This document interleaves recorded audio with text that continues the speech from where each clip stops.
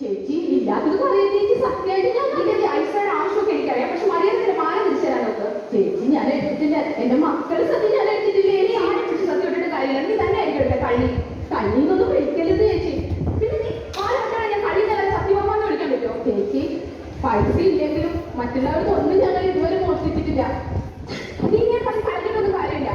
എന്തായാലും ചേട്ടൻ അത് ഇതിനൊരു തീരുമാനം ഉണ്ടാക്കിയിട്ട് തിരിച്ചു വരുള്ളൂ. എനിക്ക് തീരുമാനിക്കാം നീ വീട്ടിൽ പോകണോ അതോ ജയിലിൽ പോകണോ.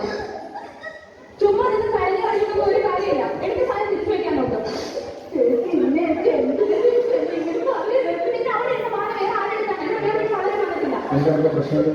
മേശപ്പുറത്ത് മാല കാണാനില്ല. ഇവിടെ ആർക്കും വൃത്തിയാക്കില്ല. എടുത്തിട്ടില്ല. പിന്നെ ആരെടുത്താ നീ വീട്ടിൽ വന്നത്? ഞാൻ നല്ലപോലെ നോക്കി. ഞാൻ മേശപ്പുറത്ത് തന്നെ വെച്ചു. എനിക്ക് നല്ല ഉറപ്പുണ്ട്. നീ ചുമ്മാ കണിഞ്ഞ് കാണിച്ച ആൾക്കാരെ മയക്കാന്നൊന്നും വിചാരിക്കണ്ട. ഞാൻ വെറുതെ ഇവിടുന്ന് നീ വിചാരിക്കണ്ട.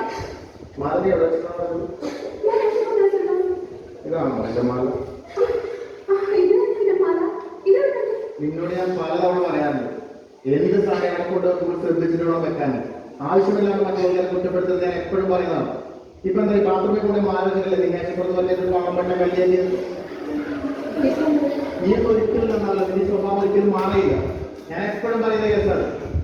നീ ക്ഷമിക്കണം. ഒരു തെറ്റൊക്കെ പറ്റിപ്പോയതാണ്. ക്ഷമിക്കുന്നു. ഈ തവണത്തെ കൊണ്ട് മാപ്പാക്കാം. ഞങ്ങൾ പാവങ്ങളാണെങ്കിൽ മറ്റുള്ളവർക്ക് ഒന്നും ഇതുവരെ മോഷ്ടിച്ചിട്ടില്ല.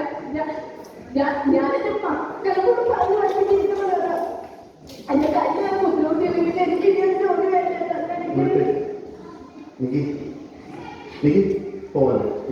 വേണ്ടേട്ടാ. എന്റെ മക്കളുടെ ആവശ്യമല്ലേ, അത് വളരെ എനിക്കറിയാം.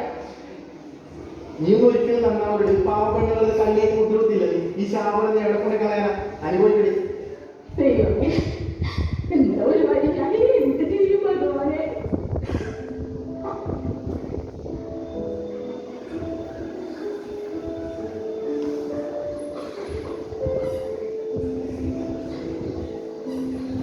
ഇത് മതി എന്റെ മക്കളുടെ ആവശ്യത്തിന് വേണ്ടിയിട്ട്.